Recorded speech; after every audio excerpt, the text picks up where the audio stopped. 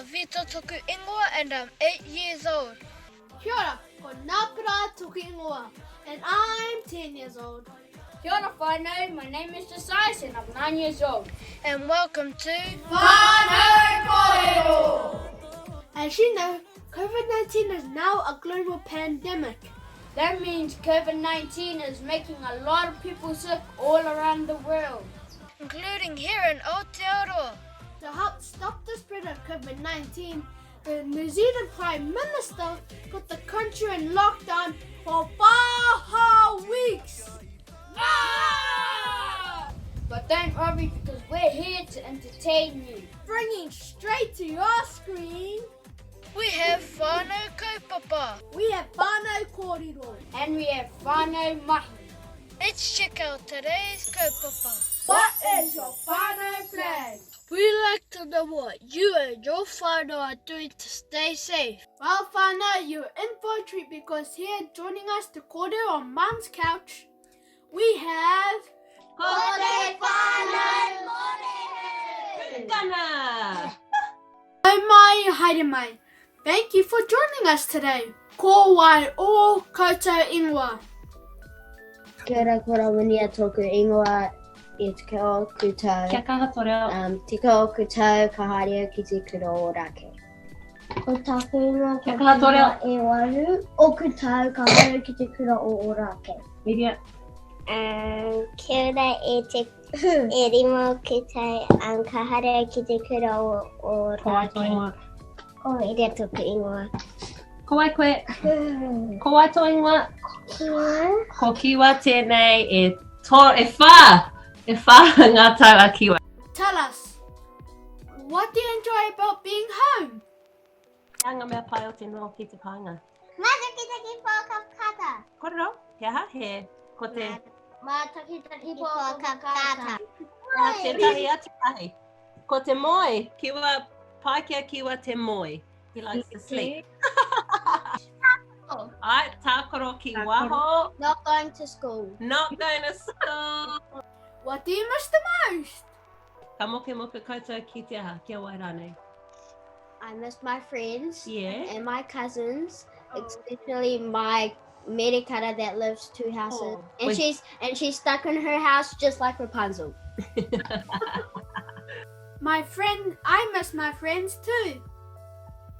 What's it like not being able to go anywhere when you want to? E pai te rature ki a koe te noho ki ro whare? No. Kau? Carl. No, it's boring in the house.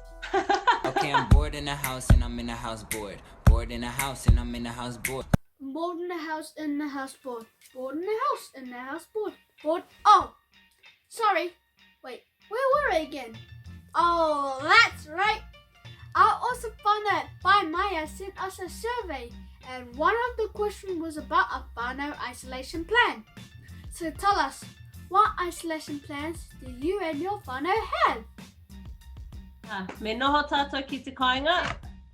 Kōrero. Tamariki toringa. Here. Sometimes we'll go for whānau hikoi, our rua mita. Our tuta is, the tikanga of this buddy is you want to go outside and be pātai i te tuatahi. Horoi ringa hea te roa mo te... Ruatska e kona. Ai, hea te roa mo te horoi ringa. Ruatska kore.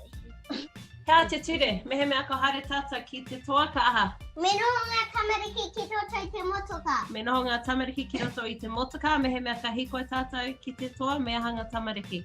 Me noho ki waho, nā tama ko ai ka haere ki roto i te toa. Matua. Ai, Aha te tahi o kota ngā tainga matua. tamariki Yeah. ki te haere ki roto. If we walk up to the shops, our kids know that they have to sit outside with either myself or Te Arapa, and then the other parent will go inside. Ne, koe te ture. Wow, your whānau's neat, alright?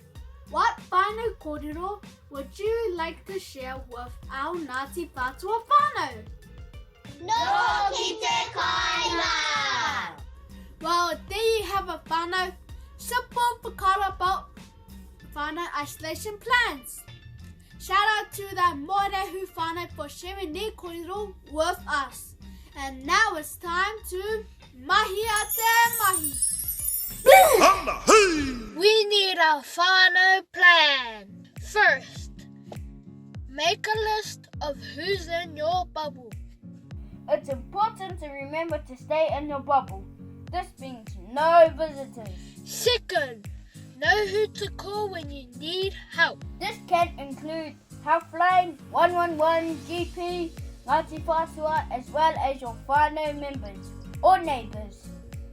And third, set your tikanga. Tikanga for hygiene. Wash your hands often with soap for 20 seconds and dry. Wipe down all shared surfaces after every use.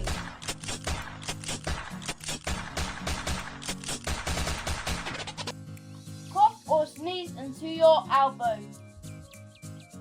Tikanga for getting supplies. Pick one family member to be the household shopper. Make a list. And don't forget to take clean, reusable shopping bags. Tikanga for going outside. Cover up, always wear your mask, scarf and gloves. Stay 2 meters away from anyone outside your bubble.